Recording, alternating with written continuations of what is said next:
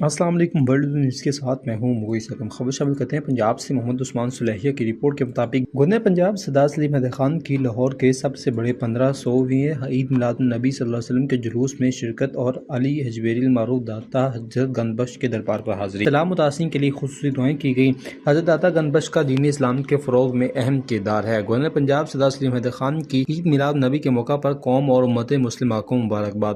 آج ہم محسن انسانیت رحمت للعالمین خاتم النبیین حضرت محمد صلی اللہ علیہ وسلم کی ولادت باسعادت کی خوشی منا رہے ہیں۔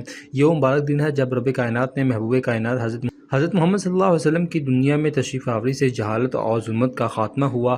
آپ صلی اللہ علیہ وسلم کی سیرت طیبہ پر عمل دنیا اور آخرت میں کامیابی کا ذریعہ ہے۔ نبی آخر الزماں حضرت محمد صلی اللہ علیہ وسلم نے محبت، امن، برداشت اور احترام انسانیت کا درس دیا۔ نبی پاک صلی اللہ علیہ وسلم نے محسن انسانیت ہیں۔ انہوں نے معاشرے کے مظلوم اور پسے ہوئے طبقات کو حقوق دیے۔ آج کے دن ہمیں یہ عہد کرنا ہے کہ ہم نبی پاک صلی اللہ علیہ وسلم کی تعلیمات پر عمل کریں۔ گورنر پنجاب سردار سلیم احمد خان۔